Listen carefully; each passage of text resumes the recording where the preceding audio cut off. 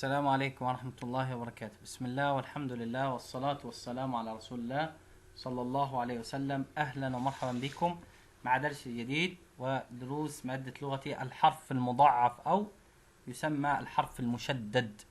الحرف المضاعف أو الحرف المشدد. المضاعف هو المشدد. يعني ايه مضاعف؟ يعني ايه مشدد؟ هنعرف. الحرف المشدد أو هو الحرف المضاعف وهو عبارة عن حرفين من جنس واحد.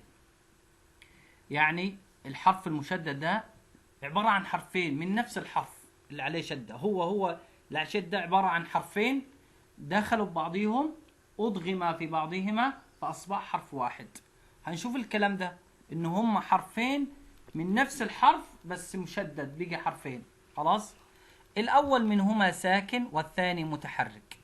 يعني مثلا باء وباء، باء ساكنة وباء بعدها متحركة سواء فتحة أو ضمة وكسرة، فالباء الساكنة دخلت في الباء المتحركة وبقوا أصبح حرفا واحدا مشددا. أصبح حرفا واحدا مشددا. طيب، يبقى الحرف المشدد هو المضاعف وهو عبارة عن حرفين من جنس واحد، نفس الحرف هو باء شدة جيم شدة تاء شدة حاء شدة خاء شدة ياء شدة شين شدة سين شدة. كل حروف العربية تقبل التشديد والتضعيف، كلها ينفع نحط عليه شدة وفتحة وشدة وضمة وشدة وكسرة، ما عدا ايه؟ الواو والالف والغين. يبقى حرف الواو وحرف الالف وحرف الغين لا يشددوا، ما بيشددوش، مش قواي للدرجة دي، مش قواي، لم يرقوا للتشديد. خلاص. طب تعال نشوف يعني الحرف المشدد هو نفس الحرف مكرر مرتين. شوف كده الكلمة هذه حث، حاء فتحة وثاء شدة وفتحة عليها اهو شدة، يعني تضعيف بالفتح، تشديد بالفتح. خلي بالكم معي. حث. كيف نقطعها هذه؟ بتجي حاء فتحة حاء وبعد كده ثاء سكون حث، بعد كده الفتحة ثاء. يبقى التشديد هذا اللي هو الشدة وفتحة عبارة عن سكون وفتحة، سكون وايه؟ وفتحة. يبقى هذا الحرف الثاء اللي عليه تشديد أو تضعيف، هذا الحرف اللي عليه تشديد أو تضعيف عبارة عن حرفين بس من نفس الحرف الثاء. يعني الثاء عبارة عن ثاءين، الأولى ساكنة سكون والثانية متحركة، علشان هي شدة وفتحة يبقى الثانية فتحة. يبقى حث. حث بتساوي حث.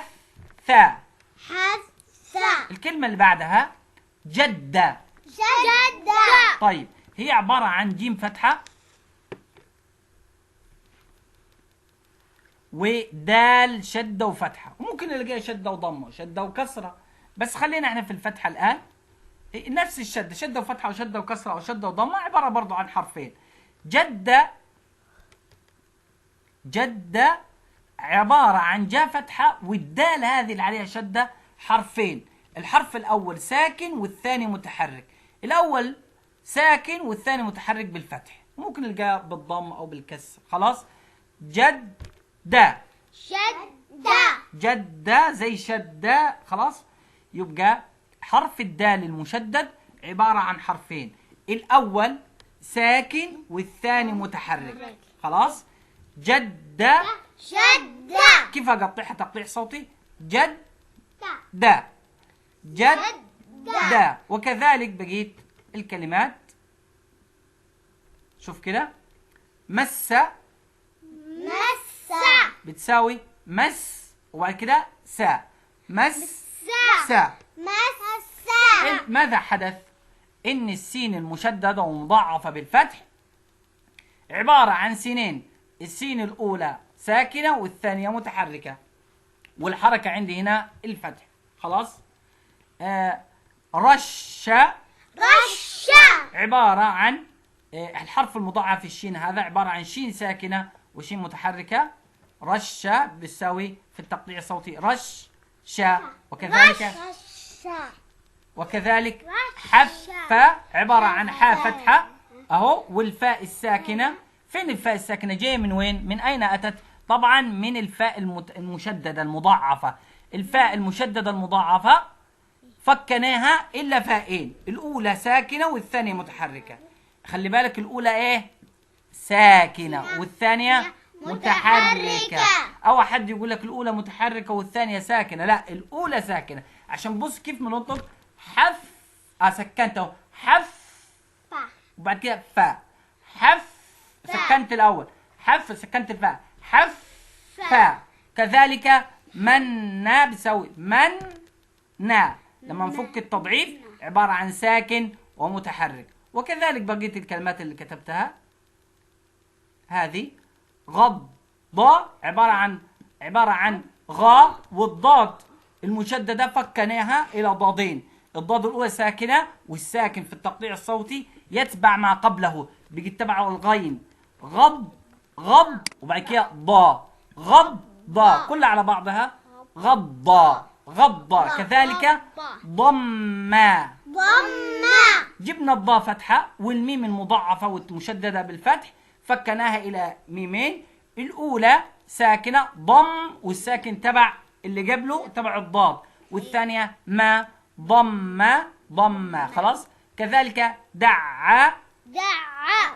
جبنا الدا فتحة لما فكناها دا فتحة، والعين فكناها إلى 2 عين. الأولى ساكنة دع كلها على بعض دع. كذلك حي بتساوي حا فتحة، والياء الياء المضاعفة والمشددة هذه فكناها إلى ياءين. الأولى ساكنة والثانية متحركة حي بقت حية. طب نشوف كلمة كاملة نقطعها تقطيع صوتي. يلا نشوف كده. ادي مثلا كلمة الرياض. ادي راء شدة وكسرة، الرياء فتحة مد بالالف، ضو الرياض بتساوي. كيف نقطعها؟ اول حي سكون اهو سكون وبعد كده ري كسرة الري، بعد كده يا، بعد كده ضو ضم. خلاص. الرياض. ماذا فعلنا؟ اللام شمسية أضغمت في الراء، فلما دخلت اللام في الراء بقت اللام راء، يبقى اللام لا تنطق عشان شمسية. خلاص. طيب كيف؟ طيب بقي عندي راء مشددة واللام لا تنطق. الألف واللام تبع الراء، والراء المشددة هذه عبارة عن رائين، الأولى ساكنة والثانية متحركة. فقلنا والثاني تشديد بالكسر، خلينا الحركة الراء الثانية اللي هي المضاعفة طبعا هي اتفكت إلى رائين. الراء الأولى ساكنة والثانية متحركة، والحركة هنا بالكسر ري يا ضو الرياض.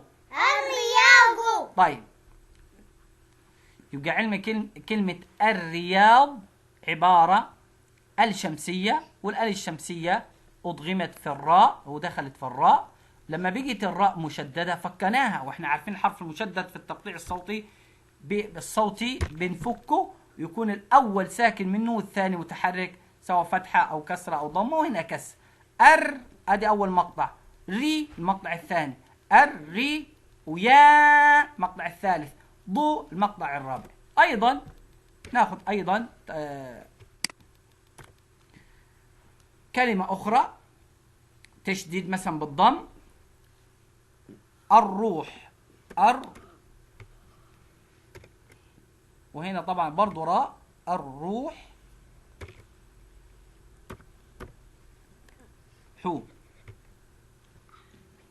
الروح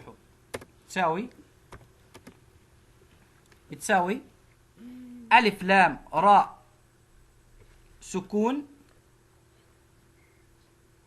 ألف لام راء سكون كلها مع بعضها عشان لام شمسية دخلت في الراء، والراء لما بقت مضاعفة ومشددة فكناها إلى رائين، الأولى ساكنة رو، أدي الرو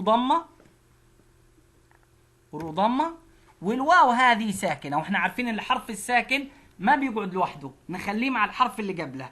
عندي الروح احط لها الواو عشان تبقى بقت رو ضمه مد الواو رو. رو. بيجي عندي مقطعين ار رو ار رو أرجو. الروح حو ضمه الروح الروح الروح الروح الروح. يبقى الروح 3 مقاطع. يبقى كلمة الروح قطعتها تقطيع صوتي في 3 مقاطع. النهارده هذا هو التضعيف والتشديد. بارك الله فيكم.